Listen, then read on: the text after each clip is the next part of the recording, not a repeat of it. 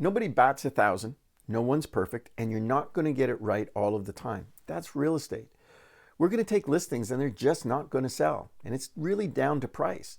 Sometimes our research was wrong and we have to kind of double back and meet with the seller. Or sometimes the market changes right in the middle of us taking that listing and trying to get it on the market. But more likely, a seller had a really compelling argument. They arm wrestled you into agreeing to a price you know you shouldn't have, but you did it anyways. And now we've got a listing that's not selling. What do we do with that? Well, let's just say for argument's sake, it would take normally 30 days to sell a house in this particular price range in this marketplace. And as we are approaching the 30-day mark and we have no offers, a lot of times what agents start to do is distance themselves from a problem instead of stepping into it. And I'm going to give you another really important tip. Big problems are little problems that we ignore. So when you have something and it's not working out the way you plan, the best way to deal with it is keep an open and ongoing channel of communication with your seller. Talk to them a lot. I want you, every time somebody shows the property, I want you to find out what they thought and call the seller back. Even if the news isn't good, tell them. If people are booking appointments but they're canceling at the last minute and it's just not working out, keep that channel open, because if you don't, the seller is going to start to point their finger at you. But if they know that you're doing the marketing and you've sent out the postcards and you've done the videography and the photography and you've done the drones and you're doing all of your stuff, you've had your agent opens and your public open houses, and even when you have your agent opens, let's ask the members of the MLS board, what did they think of the property? And if you have a public open house and nobody's buying it, ask the members what they thought. But take that information and have a meaningful conversation on a regular basis. You know what I said, my weekly roundup, every Monday night, I would get on the phone. And when something isn't selling, that's an important reason to have a conversation, not distance yourself. And I can tell you from my own history that if I kept that channel of conversation going and I called after every time somebody showed the property and they didn't buy it, and it was because, you know, this house had a single car and they wanted a 2-car, or they wanted 4 bedrooms instead of 3, or whatever it was, and I kept that channel going, before I had a chance, most of the time, before I had a chance to say, well, let's get together and talk price reduction, they would say to me, Chris, we need to get together and talk. The house isn't selling. We think we should reduce it. Now, the reason that's important is because I was talking to them regularly. So the takeaway here is keep that conversation going all the time and make sure they're really aware of all the strategies and everything you're doing. But if you have a listing and it's not selling, what are we going to do with this? So let's pretend it's time for us to have that sit down again.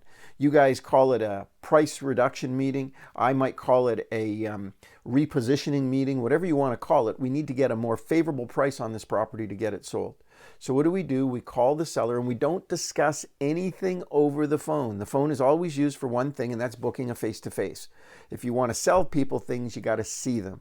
Okay, you want to disseminate information, you can do that over the phone, but we're not in the business of handing out information. We're in the business of selling real estate. And a real salesperson knows it's about relationships. So you got to get to the kitchen table. So I would ring up and I'd say something like this: Mr. and Mrs. Seller, we've had your property on the market now for a month. It's time for us to do a file review.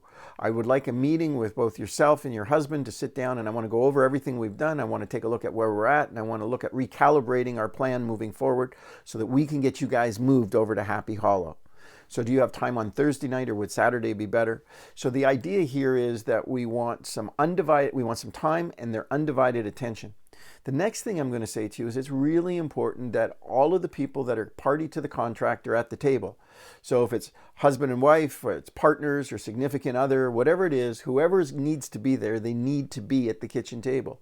Don't fall trapped to that appointment where you show up and the wife says, oh, my husband had to go out, but he said, just tell me everything and I'll tell him. If you do that, I promise you, she's not going to communicate it the way you would communicate it. And he's going to have a different opinion on things. He needs to be at the table. She needs to be at the table. They need to be at the table so you guys can have a real meaningful conversation and everybody understands exactly what's going on. If you ever find yourself in a position where you hit the front door and the wife or the husband or the partner says, I'm sorry, they had to step out for this evening, but come on in. I'd say, you know what? I moved some things around on my schedule tonight so we could have this meeting. Let's do this. It's really important that we're all doing this together. Let's reschedule when it's convenient for you guys. That'll allow me to do some of the other items I had planned on, and that'll help me clear up my calendar. Again, I have some time on Sunday, or would Wednesday evening be better with you guys? So I want everybody at the table. Now, before we go to that meeting, you need to do a little research. My next suggestion is you convene a focus group of local agents in your office that specialize in that area and understand the property and the community. And what you want to do is give them a rundown on everything that you've done up to this point, all the showings and all of the potential prospects' comments on why they didn't buy the property. And what I'm looking for is a broker opinion of value from other experts in my office. And I want to take all of that information and put it together so that I can communicate that. Now, think of it this way. Let's say there was 5 people and all of them had 6 years in the business. That's 30 years of combined real estate knowledge sitting at the table focused on the seller's property, and 5 different opinions all coming together with the same decision and same outcome. Then I would take all of that information, because sometimes we get so excited, I would take it to my office manager, the chamber of sober second thought, and say, hey boss, I want to go over something with you. I want to ask one of my sellers for a price reduction or a price repositioning. Here's all of my data, here's all of our research, and this is what the focus group came up with. They all came up with the same answer, the same outcome, and this is where we're at. I want to know what your opinion is as well. So assuming that your broker manager is in alignment with your focus group and yourself, now you've done all of your homework and all of your research.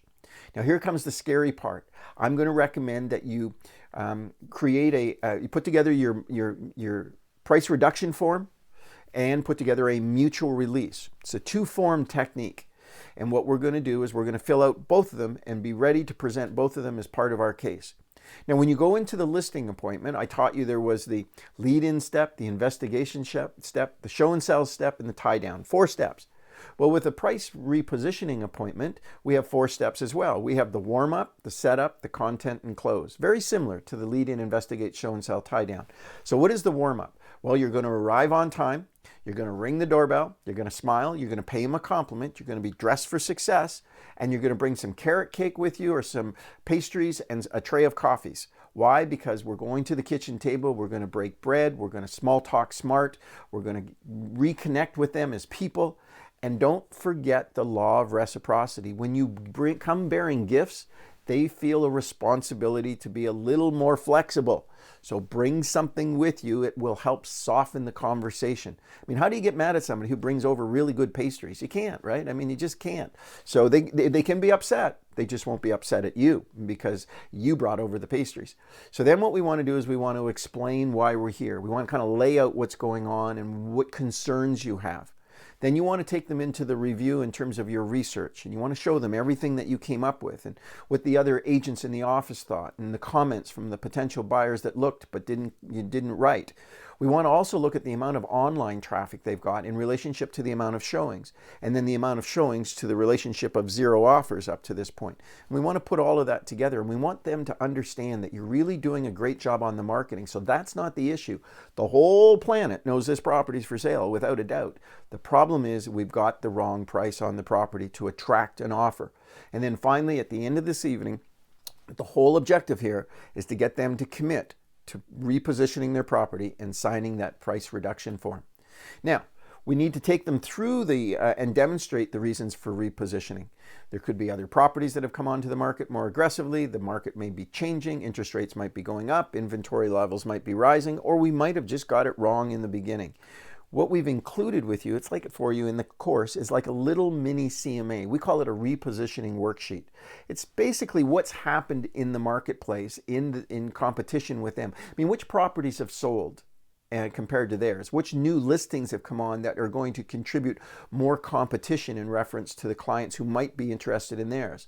What's going on in the marketplace to help recalibrate the conversation so that they have a better idea of why we think we should put it on at a different price? I also want you to know that when you talk about reducing the price, it's an emotional hit for them. It's a financial hit economically, and they will hide behind the economics of it, not happy with the fact that they're going to take less potentially for their house. And they're going to look for a place to deposit that anger. And it's not your problem, it's theirs. So I need you to be there. I need you to be listening. I need you to be engaged, but I want you to know you're the messenger. You're not the problem. To solve their problem, they need a better price. They need a different price. They need an attractive price that's going to draw people to them.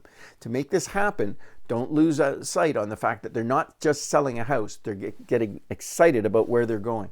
So yes, they're a little bit disappointed here, But maybe what we need to do is connect them to where they're going to keep them excited about making the move. Then what I want you to do is take out both forms, and I want you to explain them to them. This is a price reduction, and this is a mutual release. I would really like it if you put the property on the market at a price that's going to draw the attention that I think we should have been at in the first place. But should you decide not to do that, I think it's important for me to be honest and upfront. I'm not here to have a listing. I'm here to help you sell the house. And if I can't do that, then I think that we should probably part ways, and you should probably look at using a different real estate agent. So then you want to take the two forms, slide them across the table, and what you need to do next is you need to be quiet, because he who speaks first loses. And they're not going to be happy about it, but they will commit to it, and they will 99 times out of 100 sign the price reduction form. In some cases, they might already know that this conversation was going to happen. But nonetheless, getting that property on the market at the right price, getting it sold and getting them moved is the whole objective.